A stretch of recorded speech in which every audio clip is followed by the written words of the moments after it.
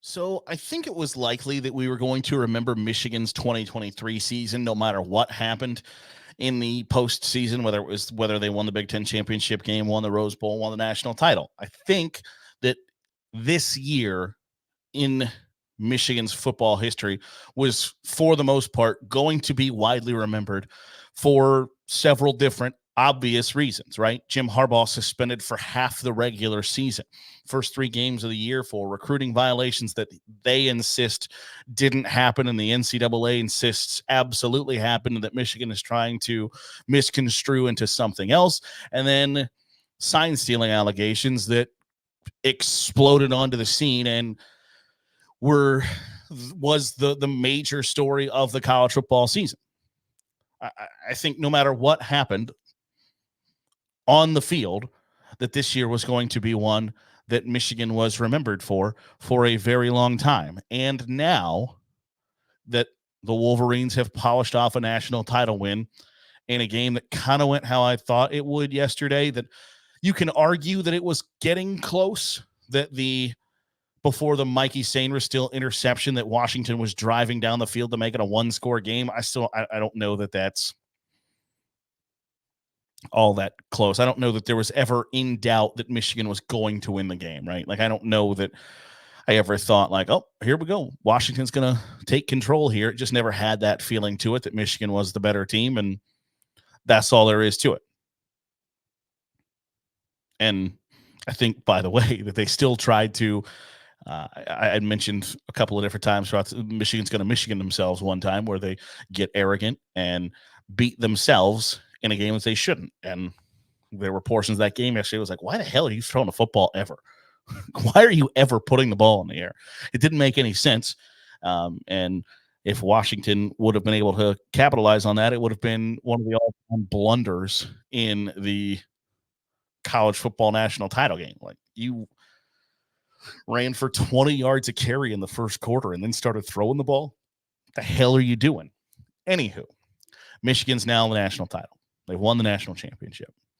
So how do we remember the 2023 Michigan national championship season? Is there an asterisk next to that 15-0 title-winning team? Is there repercussions for Jim Harbaugh down the line? Is there NCAA sanctions to come? Is it a vacated national championship at some point? I think the answer to some of those are yes, and some of them are no. I think at some point, I wonder. I wonder what the NCAA does, because my feeling is that by this time, I don't know, next week, Jim Harbaugh is unlikely to be the head coach of the University of Michigan. That he's never really been shy about his flirtations with wanting to return back to the NFL, and the NFL is going to be interested in him at this moment. I think at some point a deal gets done and he's likely to leave. And that opens up a whole other can of worms of who becomes Michigan's head coach. Is it somebody already on staff, et cetera? And we'll talk about that. We'll cross that bridge when we get there. And I wonder if Jim Harbaugh leaving Michigan basically ends any investigation from the NCAA of wrongdoing. Kind of a like, hey, if you're going to go, we're not going to waste our time anymore on trying to decipher whether you did anything wrong or not. It's kind of, it's not, never mind. I just wonder if that's the thought process, though, of Jim Harbaugh. He's got the NCAA breathing down his neck. He's always wanted to go back to the NFL. He hired an NFL-centric agent. There are several teams that are reportedly interested in him, hiring him to be their head coach. Maybe now is the time to go. I don't know. We'll see. But it sure would do a lot to get the NCAA off your back, right? Like, if you don't have to worry about the repercussions of whether you are guilty of recruiting violations, whether you are guilty of elaborate sign stealing allegations, all of those things. Does the NCAA care about those things if you're not there anymore? I don't know. I do know that I guess I don't know. I have a very strong feeling that the NCAA Like the national championship won by Michigan last night is never going to be taken away. That banner's never coming down. Kansas got caught like on a federal wiretap discussing how they were paying players and how they were committing fraud. And Bill Self got a lifetime contract out of the deal and won a national title. Like the feds have audio of Kansas discussing how they are going to break NCAA rules to win a title. They then win a title, and that banner's still up. Now, I will tell you, I believe that Michigan created, implemented, and perfected an elaborate sign-stealing operation. I think it's undeniable that there is too much evidence out there, and it would be too much coincidence and ridiculous circumstantial evidence for all of those things to have been happening and none of them be combined, conjoined, in conjunction with one another. I think that is pretty crystal clear to the average fan that this is what happened, that Michigan put together an operation to have Connor Stallions steal the other team's signs so they knew what was coming and could adjust on the fly. I think that much is abundantly clear. And I don't think that's an outrageous assumption to make. I don't think that that is unreasonable to look at the evidence that is out there. I don't think there's a way Michigan explains that away. Like Jim Harbaugh yesterday said, essentially, we're innocent. We stood tall in our convictions because we knew we were innocent the whole time. Well, then why is your linebacker coach fired? Why is Connor Stallions no longer a member of your program? It can't be all of those things are circumstantial coincidence. And also we exclusively did the right thing and never did one thing wrong ever. It can't be both. So you got caught with your hand in the cookie jar. So how do we remember this 2023 Michigan team? Is there an asterisk? I don't know. I think you have to ask that question, right? If you go 15-0 and a good chunk of those wins are after conceivably you stopped your sign stealing, that has to mean something, right? But at the same time, those first couple of wins, and some of those wins come without your head coach because it's pretty clear that you got caught illegally stealing signs. That has to matter too, right? Because I'm afraid we're getting to the point of like cheating doesn't matter. And I think we're almost in like a post-cheating or post-cheating college football, that they're what used to be the way to cheat was paying guys, slipping guys money under the table, giving, their mama a sports car, getting a house or apartment or whatever. Well, all that stuff is now on the up and up. And there weren't really a whole bunch of ways to cheat between those two white lines, right? And now that you got caught doing it, and I saw a bunch of tweets yesterday, like, hey, this proves it. Cheating will prosper, blah, blah, blah. There was the Brett McMurphy quote that is just, it's rough. That says, Michigan's not the only team that's stealing signs. That the only pure school in college sports is Vanderbilt, and Vanderbilt sucks. I think it was an Alabama official that told Brett McMurphy that was the only thing pure in college sports is Vanderbilt, and Vanderbilt sucks. Oof, Vanderbilt's out here catching strays. But it's the truth. The idea, and the Michigan response is, well, Ohio State is stealing practice film from Catapult because some of the bigwigs at this video firm are friends with Ryan Day and blah, blah, blah. It's like, okay, well, your evidence is like batshit crazy aluminum tinfoil hat, where everybody else's evidence that like you were cheating is physical evidence that is verifiable proof and then there's like video of you cheating.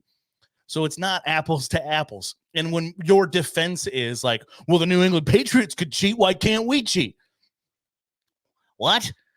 Huh? If that's not the defense you think it is, first of all, like, well, everybody else is doing it. Okay, well, turn everybody else in then.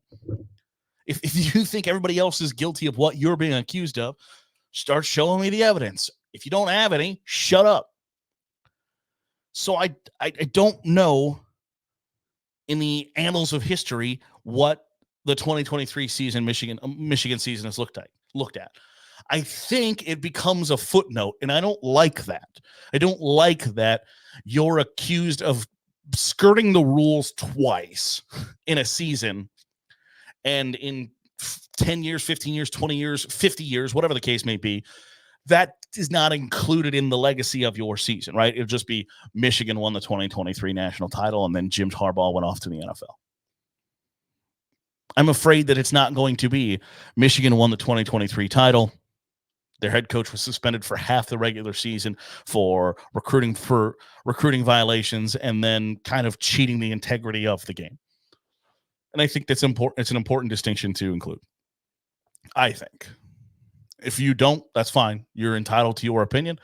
I think there's a difference between, like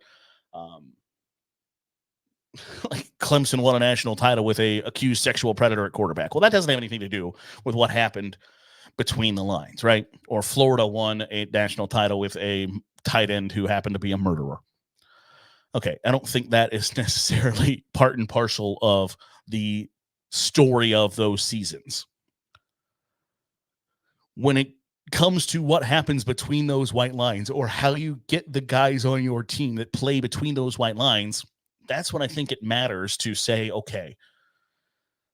And I doubt that there's ever an asterisk. I doubt that there's ever this championship got pulled. Because like I said, the FBI has a wiretap of Bill Self being like, hey, we got to get these kids hundreds of thousands of dollars to win. And he's got a lifetime contract and a couple of titles under his belt. And you know what? Those titles ain't going away anytime soon. I know that the Power 5 schools are eventually going to split off from the NCAA. I know that. You know that. The presidents, athletic directors, head football coaches, whoever knows that. The NCAA knows that. Everybody knows that is coming down the line. My fear is that nobody's going to leave the NCAA to create a stricter governing body. That's not going to be one of their priorities in creating a new governance board. They're not going to be like, you know what? I wish we could really crack down on some of this stuff. It's just going to continue to be the wild, wild west. So for people who now are like, I don't like college sports anymore because there's NIL, these damn kids are making money while they're playing sports, and I don't like it. And the disparity is as bad as it's ever been. It's not fair that Alabama's on the same playing field as Mercer. I get it. I do. But I don't think any of that is going to change anytime soon. And I don't think that Michigan's going to agree, or Ohio State or Oklahoma or anybody, Vanderbilt or anybody else who is feeling like they have not done anything wrong. I don't think any of those people, those teams, those institutions, administrations are going to willingly sign up for something that is stricter rules-wise than the NCAA is. Whether it's the rules are stricter, but the enforcement is still lacking, or the enforcement is ramped up, and really cracking down and making sure that everybody's following the rules to a T. I don't think anybody really likes that. Nobody likes the cop that's going to pull you over for going 56 and a 55. It's not a way to really build goodwill in the community. Technically, is that breaking the law? Sure, absolutely, 100% it is. By God, I say this is the fastest you go over it. But nobody's going to sign up for that. Nobody wants that in their community. And I don't think Michigan, Ohio State, Oklahoma, USC, Alabama, Texas, Georgia, Florida, whoever, are going to willingly sign up for that. So does cheating matter in college football anymore? I don't think so. I think that kind of sucks. Because for all of the bull crap that coaches spew about how they're shaping and building and molding young men, and this is a calling from God that they've got to. This was why they were put on earth, is to create better men and create men of character and integrity. And then, by the way, I'm going to do whatever the hell it takes to be successful. I think that sucks. I don't want a sport filled with hypocrites. I don't want a sport where everybody virtue signals all day, every day, and then the first opportunity they get to take a short to win a championship or take a shortcut to skirt around the rules because they don't like it, or it's going to give me an advantage, and you become a hypocrite because of it. I don't like that. So my fear isn't how is Michigan remembered in 2023. It's what are the repercussions going forward, because I don't know that there are any. My fear is Jim Harbaugh bolts for the NFL and the NCAA says, well, why do I care about this anymore? And you go on about your day, and it incentivizes a complete disregard for the set of rules that everybody has agreed to participate under. I don't like that idea. I don't like that you can get away with somewhat egregiously skirting the rules, still win a title, and the repercussions are, everybody's doing it. I don't like that. But I also don't know how you fix it either. That'll do it for today's episode of the Daily Huddle. Appreciate you making us a part of your day, however it is, wherever it is you're doing so. Certainly do appreciate it. If you were watching on YouTube, hit the subscribe button. Make sure you're getting all the great college football content we're pumping out here on Saturday Glory. If you are listening on the podcast feed, drop a 5-star review. It goes a really long way in helping out the channel. We'll be back at it tomorrow. More college football talk. Just because the season is wrapped up doesn't mean we're going anywhere. We'll keep talking the greatest sport on the planet tomorrow here on the Daily Huddle with Saturday Glory.